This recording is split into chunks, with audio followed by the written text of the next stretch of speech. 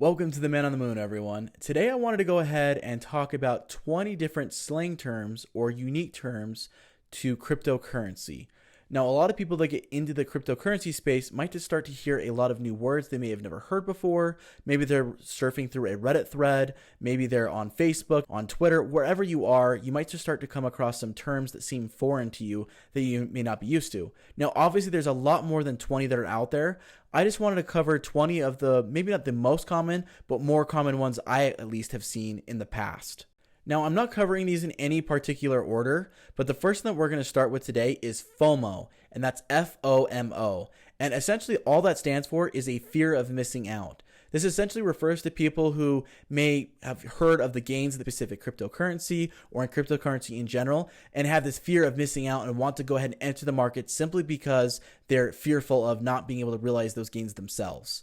Obviously, there's a lot of use cases outside of cryptocurrency, but this one commonly gets brought up when we're talking about cryptocurrency. Another one, again, that's not necessarily tied to the cryptocurrency world, but is often used is the word shill. And shill is basically someone who purposely is promoting something for their own benefit or gain. Maybe there's a specific cryptocurrency that they're really trying to pump up and try to get other people to invest in, because the more that invest, the more demand there is, the more that price will go up. That's typically when people will say, oh, that person is a shill for that specific cryptocurrency. And they call them that because they're just out there blatantly trying to promote a specific cryptocurrency because they're really trying to get other people to invest in it in hopes that it will rise. Another one that you're going to hear quite often is FUD, and it's FUD, and it stands for fear, uncertainty, and doubt. So when people are referring to FUD, they'll use it in a specific way like it's a thing. So, oh, stop spreading FUD on this Reddit thread, or stop spreading FUD in this channel, or stop talking about FUD, or however use case they want to use it for. Essentially, it's going to be someone trying to create uncertainty and doubt about maybe the whole cryptocurrency market at large, or maybe a specific coin within the cryptocurrency market. So maybe there's an up and coming coin that's coming up and someone may be either jealous of it or they may be heavily invested in their coin and they don't want to see that coin succeed. They might start to spread fear, uncertainty, and doubt about that coin in hopes of getting people to be on their coin. So you might have a shill who's spreading FUD about other coins in hopes that people will then turn around and invest in their coin. Some FUD, though, can be real and it can be useful. For example, there are several other coins that are out there that are probably never going to go anywhere. It's not a worthy investment. So people will spread FUD about that coin to help warn people about investing in a coin like that one. You're all gonna die. When it comes to FUD, you don't always want to go ahead and believe it or don't believe it. You're always going to want to go and do your own research about it and learn more about that coin before you just blatantly believe any FUD that you've read. Another one that you're going to hear a lot is ADDY, and that's ADDY, and it's basically short for address. So someone asks for your ADDY for a specific coin, maybe they're wanting to tip you or send you money. It's basically going to be your wallet address, either because they want to tip you money, send you money, or they want to do some form of exchange with you. The next term is ATH, and that stands for all-time high. So all-time high is just the highest valuation of that coin at any given time.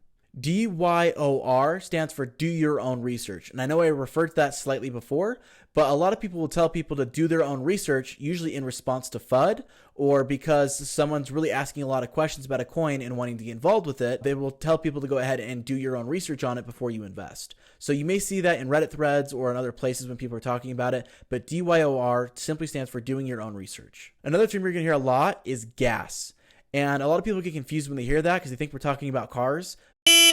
But in reality, we're talking about cryptocurrency, and it's not the gas you put in your car, although it can kind of be perceived that way because it's how you navigate the blockchain. Essentially, what gas is just the transaction fees associated with using the blockchain. In order to use the blockchain and make transactions, there's a fee associated with that to pay the miners for actually going ahead, creating the blocks, and putting your transaction on the blockchain. There's usually a fees associated with that, and people will refer to that as gas. So a lot of people pronounce this differently, but HODL or hold, HODL. A lot of people will think that someone may have just mispronounced or misspelled hold, but that's actually not the case. They intentionally did spell that wrong. It's an acronym and it stands for hold on for dear life. And it actually originated not as an acronym, but as a mistake. Back in 2013, there was a Bitcoin forum where someone had gone on and misspelled hold when they were talking about them holding their Bitcoin, and they're going to do that even though the market's crashing because it's going to grow in the future. And it kind of became this thing that became memed a lot to the point where the general kind of community around cryptocurrency started to adapt it and eventually threw an acronym on it that is kind of just stuck around. You'll see that a lot around when people are saying basically to hold on to the coin and let it accumulate value. They'll usually spell HODL, hold on for dear life. The next one I want to talk about is more of a philosophy, or rather a term, not specifically just one word, and that's mooning. So what essentially when someone says is a cryptocurrency is mooning, it means that it's about to or is skyrocketing in value or about to skyrocket in value. They call it mooning, and there's a lot of kind of talk about the moon when it comes to cryptocurrency. In fact, the name of my channel was kind of based off this idea.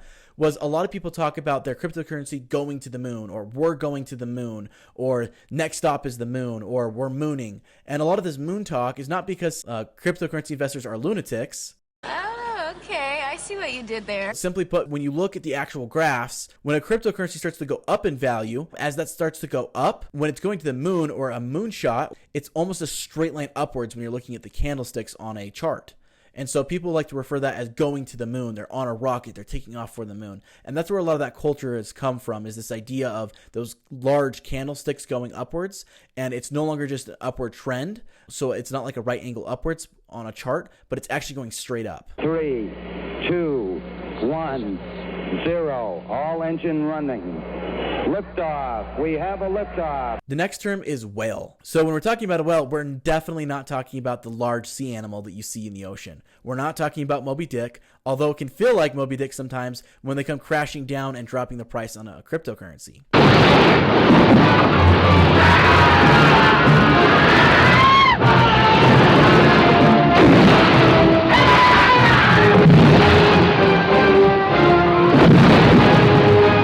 A whale is someone who owns a substantial amount of that specific currency. They themselves can influence the market because of how much they hold. Now, I've seen a lot of websites say that they have to hold at least 5% to be a whale. There might be a classifier, but I've heard of just people referring to whales as just someone who's basically a large enough investor that they can influence the market. So a pump and dump is essentially when a large group of people will get together and they will throw in a large amount of money into a coin to artificially increase the value of that coin. So people will kind of have that FOMO, jump onto that bandwagon and have that price really go up. And then what will happen is after a lot of people have invested into it, the original group that had started that pump will then pull all their money out, realize their gains, and leave everyone else to kind of take the losses. Pump and dumps are actually fully legal in cryptocurrencies, and you do need to be careful of those. They can happen, but essentially that's what a pump and dump is. There are new cryptocurrencies that are designed specifically for this purpose, so please do your own research about what coins you're investing in, because you don't want to get stuck with the pump and dump where you've invested at the top and the value never goes back up to where you bought it at. Fittingly, the next term we're talking about is a bag holder. And a bag holder, or someone left holding the bag, is essentially someone who's left with large amounts of losses. So if there's a large rise in a specific cryptocurrency and someone buys kind of near the top and then the price kind of replummets again, whether that's from a pump and dump or just from a natural correction, eventually that person that was bought at a higher price is left holding the bag. It's basically a term that's used to refer to someone who's just going to kind of left with those cryptocurrencies at a major loss. Then I'm left holding the bag, I think. Yep, I'm left holding the bag. So the next term is a coin. Obviously, this has been bleeped out, but I think people get the reference of what I'm talking about here. A coin is essentially a cryptocurrency that people believe does not have a use case, does not have value. Funny enough, a lot of the people that will make fun of or talk down upon a certain cryptocurrency because it's new or they don't perceive it to have a use case simply are doing that because they may be a shill for another cryptocurrency, or maybe that coin really does not have a use case. Maybe it is a pump and dump, or it's just a knockoff of another project. So you do your own research when you're investing in cryptocurrencies. There are those out there that are just not worth investing in. The next term is sats, and that's short for satoshis, and essentially that's the smallest piece of a Bitcoin. Because Bitcoin is so valuable, a lot of people aren't going and buying whole pieces of Bitcoin, so they buy small pieces, which are thousandths of a Bitcoin, and essentially those thousands of a Bitcoin are the smallest units of a Bitcoin, and they're called sats. Another term you might hear a lot, especially on Reddit, is when Lambo. And essentially what people are saying is, when are they going to get their Lamborghini? It's basically this idea of cryptocurrency making people rich. and they're basically asking, when are we going to be rich from this cryptocurrency investment that we made? A no-coiner is a term I don't hear as often anymore anyways, but basically a no-coiner is someone who does not have cryptocurrency or that specific coin. So maybe it's someone who's talking bad about the coin, maybe they're spreading FUD, and someone might refer to them as, that person's a no-coiner. They're just, here to talk bad about cryptocurrency in general or this coin specifically. Cryptosis is a term that might sound like a real disease, but in reality, it's not a disease, thank goodness. But basically, it's this kind of like being bit by the bug or the desire to engulf yourself in all the knowledge about cryptocurrency. Maybe you just started to learn about cryptocurrency and you started to see some gains, and now you're just like hungry to learn more about it, just wanting to really engulf yourself in learning more about other coins or how it all works. So someone who has cryptosis is someone who's really interested and become obsessed with cryptocurrencies. The next term is diamond hands. Now this refers to someone who's going to hold onto the coin, HODL the coin, basically indefinitely or until it sees extreme increases in values. This is a person who's not simply going to sell because the price is skyrocketed, or someone who's simply going to sell because the price is plummeted.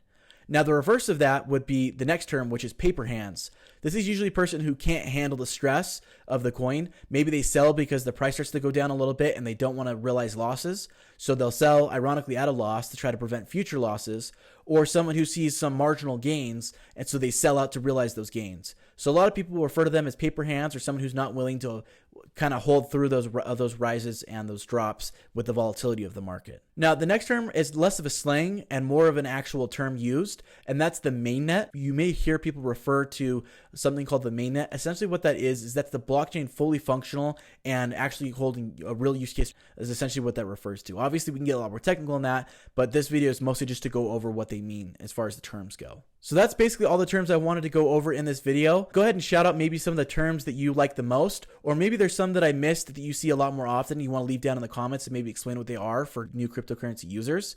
I hope I was able to answer a few of the questions people have when they've gone onto these forums or they've gone onto these Reddit threads and have seen some terms they may not have understood in the past that now hopefully I've been able to bring some clarity to. Thank you guys for sticking with me through the rest of this video. I hope you guys have a good one. See you in the next video. If you believe we put a man on the moon, man on the moon.